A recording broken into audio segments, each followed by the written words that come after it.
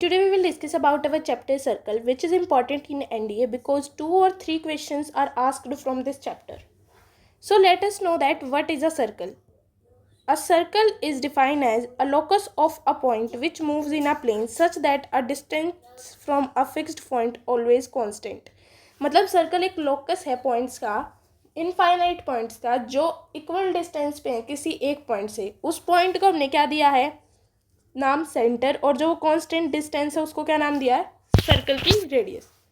आगे है equation of a circle in standard form, मतलब इक्वेशन है एक सर्कल की स्टैंडर्ड फॉर्म में. तो देखो ये एक सर्कल है, यहाँ रेडियस के कोऑर्डिनेट्स एच और के हैं, और कोई पॉइंट पी है उसके कोऑर्डिनेट्स क्या हैं, एक्स और वाई, और ये क्या है हमारी आर. तो उसके लिए अगर हम डिस्टेंस फार्मूला लगाएंगे तो डिस्टेंस फार्मूले से हम अगर इस आर की डिस्टेंस निकालना चाहें तो क्या आएगी, under root x minus h का whole square plus y minus k का whole square is equal to r. अगर हम बोथ साइड स्क्वायर कर दें तो इसका अंडर रूट कर जाएगा और आर का क्या आ जाएगा, स्क्वायर. तो ये क्या हमारी स्टैंडर्ड फॉर्म है, किसकी, स्टैंडर्ड इक्वेशन है सर्कल की. तो देखो the above equation is known as the central form of the equation of a circle, मतलब सेंट्रल फॉर्म है किसकी, इक्वेशन ऑफ सर्कल की. आगे है equation of circular in particular cases, मतलब कुछ पर्टिकुलर केसेस में सर्कल की इक्वेशन हम क्या करेंगे. तो देखो जब सर्कल एक्स एक्सिस को टच कर रहा है तो जो रेडियस है वो किसके बराबर हो जाएगी, के के बराबर, क्योंकि ये जो डिस्टेंस है ये कितनी है, के है. तो इसकी इक्वेशन क्या होगी, x square minus x minus h का whole square plus y minus k का whole square is equal to k square.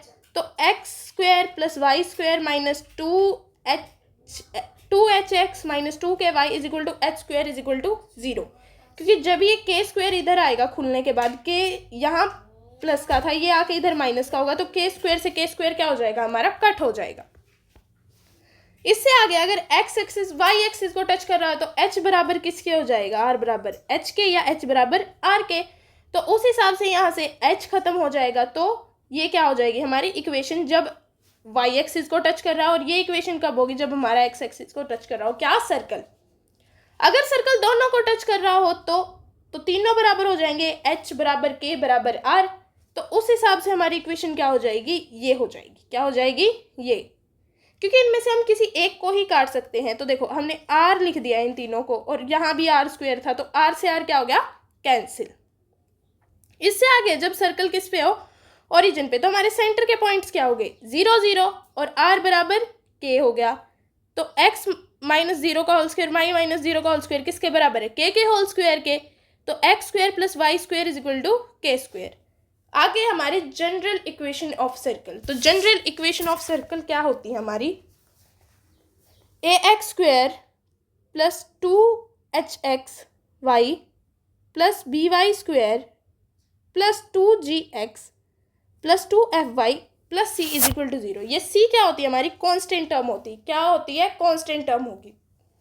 और यहाँ पे जो ये g और f हैं, ये क्या हमारे सर्कल की रिप्रेजेंटेशन, और ये हमारी किससे आई है, कंप्लीटिंग स्क्वायर मेथड से आई है इक्वेशन हमारी, किस मेथड से, कंप्लीटिंग स्क्वायर मेथड से. तो सेंटर क्या है हमारे, माइनस जी और माइनस एफ. रेडियस है, ये रेडियस क्या है, under root g square plus f square minus c. जब a बराबर b हो और b बराबर h बराबर 0, तब हमारी रेडियस है ये, तब. इससे आगे है हमारा एग्जाम्पल नंबर 1, ये आप सभी को खुद ट्राई करना है, अंडरस्टैंड. आगे है nature of circle. Nature of circle है जब रेडियस 0 से छोटी हो तो सर्कल इज रियल, मतलब रेडियस 0 से बड़ी हो तो सर्कल क्या है, रियल है. 0 के बराबर हो तो मतलब एक पॉइंट है, क्या, देखो अगर 0 के बराबर है रेडियस तो मतलब एक पॉइंट ही तो है, यहाँ से स्टार्ट हुआ, मतलब यहाँ से एंटर है इस सर्कल का, ये एक पॉइंट है, यहाँ से स्टार्ट हुआ, यहीं ख़त्म हो गया वो पॉइंट, ठीक है.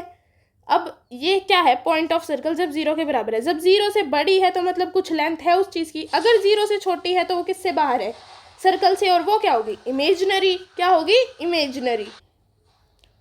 इससे आगे है हमारा example number 2, find the equation of a circle whose centre is इतना and passes through the point this. तो इक्वेशन निकालनी है जिसका सेंटर ये है और पॉइंट क्या है ये. तो अब हम क्या करेंगे, रेडियस निकालेंगे सबसे पहले। रेडियस निकालने के बाद रेडियस क्या आई हमारी 5, और अब हम इसे इक्वेशन में पुट करेंगे, क्योंकि x प्लस 1 का whole square plus y minus 2 का whole square is equal to 5 का स्क्वायर, क्योंकि हमने देखा था x प्लस h का whole square plus y x minus h का whole square plus y minus k का whole square is equal to 5 का स्क्वायर, मतलब रेडियस का स्क्वायर। तो ये क्या होगी, हमारी सर्कल की इक्वेशन होगी। अब है intercept axis on circle. Intercept मतलब काटना, कहाँ कहाँ काट रही है कोई चीज़ सर्कल को। तो सर्कल की जनरल इक्वेशन हमने देखी थी, क्या थी, तो हमारे सर्कल की जनरल इक्वेशन क्या थी, x square plus y square plus 2gx plus 2fy plus c is equal to 0। अगर ये चीज़ एक्स एक्सिस पे काट रही है या वाई एक्सिस पे काट रही है, तो उसके लिए हमारी ये दो स्पेशल इक्वेशंस हो जाएंगी, 2√g² माइनस c, और अगर वाई एक्सिस पे काट रही है तो 2√f² माइनस c। आगे है कंसेंट्रिक सर्कल। वैसे इसकी बात हमने जहाँ तक क्वेश्चन पढ़े थे तो वहाँ तक नहीं आ रही है, मतलब कंसेंट्रिक सर्कल एनडीए में कम प्रेफरिंग है, बट उसके बाद भी हम इसे एक बार पढ़ेंगे। वैसे इतना ध्यान देना ज़रूरी नहीं है, क्योंकि जो चीज़ बहुत ज़्यादा बार आ रही है उसका ध्यान देना ज़रूरी है। जैसे जनरल इक्वेशन थी सर्कल की, नेचर ऑफ सर्कल था, और सेंटर की बातें थी, ये ऊपर वाली सारी बातें, सारे केसेस, ये ऊपर वाले सबसे इंपॉर्टेंट है क्योंकि इन्हीं से हमारे ज़्यादा क्वेश्चन आते हैं। इससे आगे है कंसेंट्रिक सर्कल। और एक बात यह है कि हमें हमेशा एनडीए में 80% चाहिए होते हैं मैथ्स में पास होने के लिए, तो उसके लिए आसान को प्रेफर करो ना। अगर आप मुश्किल की तरफ जाओगे तो आपका पेपर और हार्ड होगा, और मुश्किल क्वेश्चन कभी भी पेपर को अच्छा करने के लिए नहीं होते, पेपर खराब करने के लिए होते। तो इसलिए अब हम पढ़ेंगे अपना concentric circle. Two circle having same centre but different radius are called concentric circle. Concentric circle क्या होते हैं, जिनके पास सेम सेंटर हो, इसका भी सेंटर ये, पर इसकी रेडियस ये और इसकी रेडियस ये। तो इनकी इक्वेशन क्या होगी, x square plus y square plus 2gx plus 2yf plus c is equal to 0। X square plus y square plus 2gx plus c1 is equal to 0, क्योंकि यहाँ ये c क्या है, कॉन्स्टेंट टर्म है, बट अलग अलग होगी ना दोनों के लिए। Therefore the concentric circle equation only difference of constant term, क्योंकि constant term के कारण ही कोई concentric circle की इक्वेशन बदलेगी, वरना नहीं बदलेगी।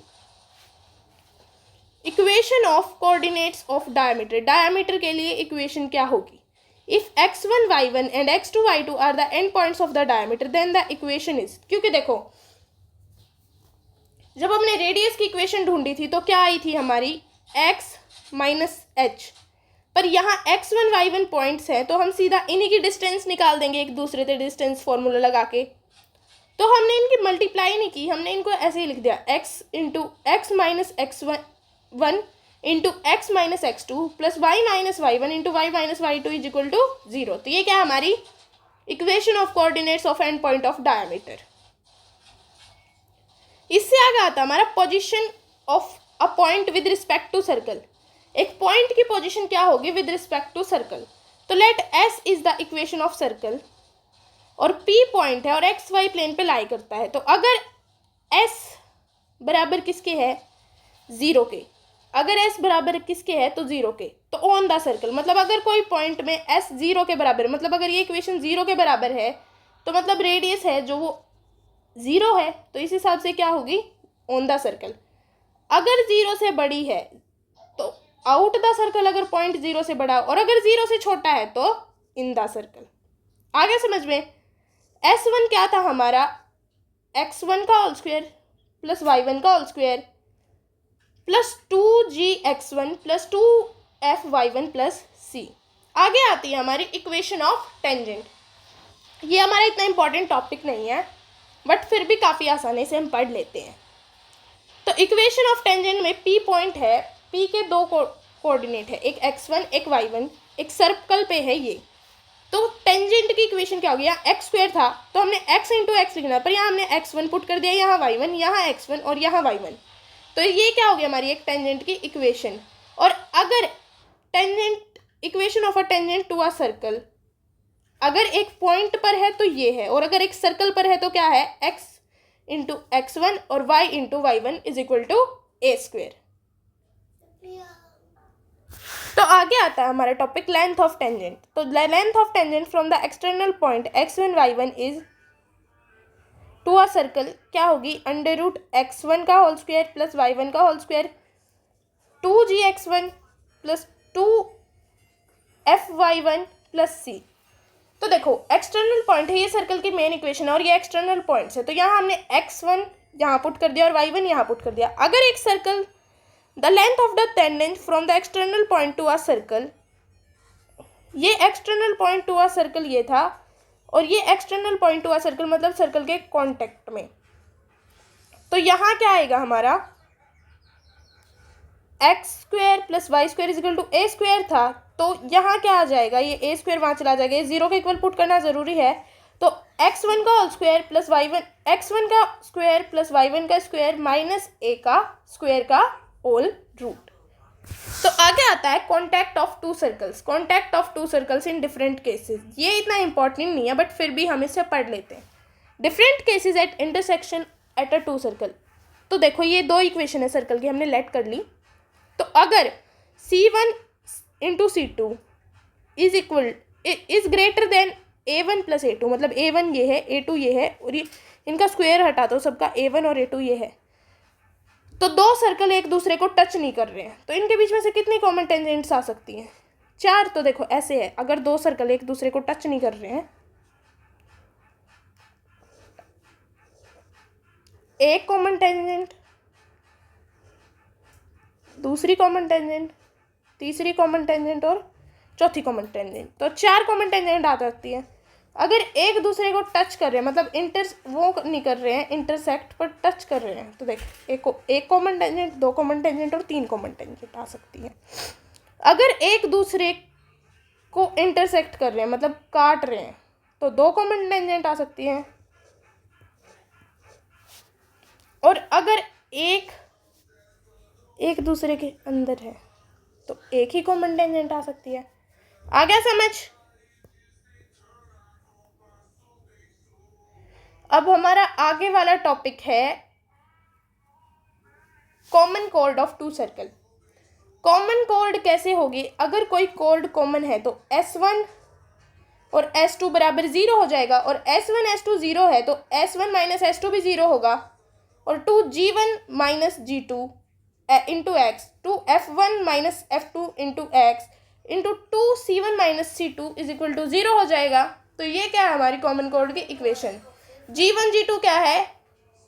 वो दो सर्कल्स में से ये पहले के सेंटर है और ये दूसरे का सेंटर है। कॉमन कॉर्ड ही तो है दो सर्कल की, ये थोड़ी क्या है, वो दोनों कंसेंट्रिक हैं। और अगर दोनों का मतलब सेंटर अलग अलग है तो उनके कॉन्स्टेंट्स भी क्या होंगे? अलग अलग होंगे। इससे आगे आता है angle of intersection of two circle. बस यहाँ सिर्फ और सिर्फ ये बात पढ़ने की है, जो दो सर्कल हैं वो ऑर्थोजोनली क्या करते हैं? एक दूसरे को इंटरसेक्ट करते हैं, और इंटरसेक्शन का एंगल कितना होता है उनके बीच में? अगर angle of intersection between them 90 degree है तो हमारा कोस थीटा बराबर 0 बराबर हो जाएगा। बस, और बाकी कुछ नहीं है पढ़ने का इसमें। और पैरामेट्रिक फॉर्म क्या होती है कि किसी चीज़ का किस पे कितना झुकाव है। तो देखो अगर P एक पॉइंट है, x और y उसके कोऑर्डिनेट है from a circle at a centre इतना है और रेडियस r है, then x is equal to h plus r cos alpha and y is equal to k plus r sine alpha. क्योंकि देखो ये a कोस थीटा होता है 90 degree है, अगर ये